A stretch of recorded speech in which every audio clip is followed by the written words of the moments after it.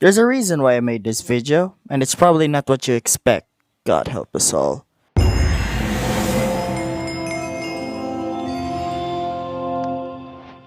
Come! Come with me as we explore the history of how this single word managed to define an entire generation. For starters, it didn't start like this at all.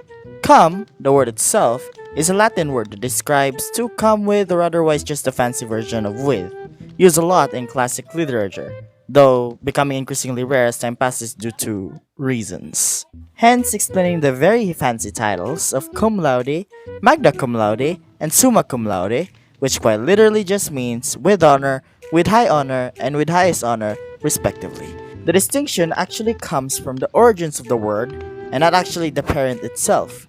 You see, while the Latin cum actually predates even before the days Jesus was even born, the other cum was literally just a shortened version of cum, further shortened from the sentence to come to organism. And yes, that's very weird. That was used during the 1600s and eventually became mainstream when the black and yellow site dominated the hat man and glasses internet. So it's essentially like comparing Elizabeth II to the average Elizabeth working at the local bar. They just had the same name with vastly different definitions. Now, why am I saying this as it's important? Well, because it isn't, and that's exactly why I need to talk about it.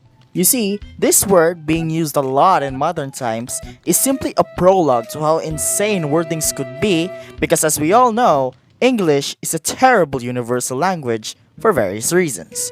But it's what we have, what we work with, and because it works, there's no need fixing it.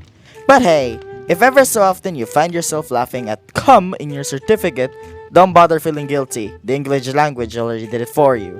In fact, that wasn't even the first time. Remember the word erectus? From almost every science class we always laughed about?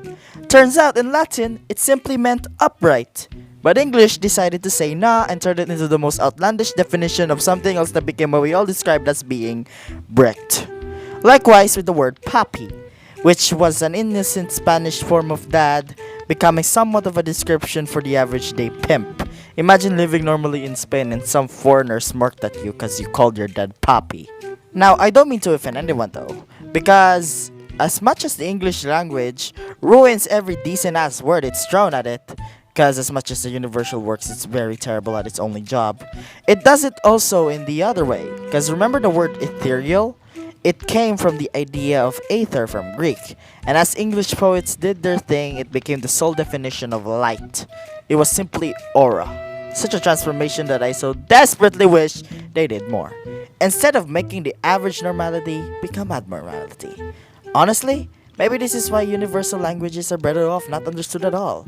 Because it just is rooted in the universe. And we all know what that is. But that's a topic for another video. So I digress. In short, cum is disgusting if you make it seem like it is. To which it probably isn't. Side note, so this is actually the first video I ever did using a microphone and finally utilizing the script feature and BandLab and using my journalism skills to good use. I'm slowly starting to become a science channel. Oh well, if you like the video, subscribe, and if you want to hit the bell icon, I guess gotta hit English shit.